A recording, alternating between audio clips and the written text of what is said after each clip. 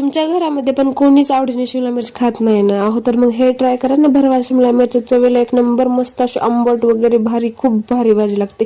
काय करायचं, घ्यायच्या शिमला मिरची वगैरे कट करायच्या, त्याच्यातले जे बिया वगैरे असतात ते साईडला काढून घ्यायच्या, अशा प्रकारे कट करून घ्यायच्यात बरं का. साईडला घ्यायच्या, लगेच साईडला कढई ठेवायची गॅसवरती, तेल चांगलं कडकडीत गरम होऊ द्यायचं, मध्ये मोहरी टाकायची, मोहरी चांगली मस्त तडतडू द्यायची, नंतर मध्ये मिरचीचं पेस्ट टाकून घ्यायचं आहे आपल्याला, कोथिंबीर टाकायची, कांदा टाकायचा, चांगल्या प्रकारे परतू द्यायचा. परतल्यानंतर लगेच मीठ टाकायचे आहे आपल्याला, हळद मीठ चवीनुसार टाकून घ्यायचं आहे, ते चांगल्या प्रकारे परतू द्यायचं आहे. त्याच्यानंतर आपल्याला त्याच्यामध्ये टाकायचं आहे उकडलेला आलू, चांगल्या प्रकारे मॅश करून घेतलेला आहे मी, ते टाकायचं आहे. त्याला चांगल्या प्रकारे फ्राय करून घ्यायचं, थोडीशी कोथिंबीर टाकायची, त्याच्याने खूप खूप खूप भारी टेस्ट येते. कोथिंबीर स्किप करू नका, त्याच्याने फ्लेवर एकदम जरा वेगळाच येतो. सो मस्त भाजीला हलवून घ्यायचं, भाजी एकदम रेडी आहे.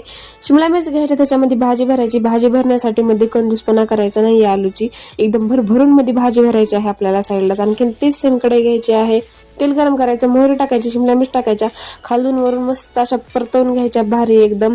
लगेच वरी थोडा वेळ झाल्यानंतर लिंबू पिळून घ्यायचा आहे आपल्याला, एक लिंबू पिळायचा आहे, वरतून कोथिंबीर टाकायची आणि झाकू झाकू जी आहे ते आपल्याला शिमला मिरची शिजवून घ्यायची आहे. मग शिमला मिरची आपली एकदम अशी रेडी झालेली आहे.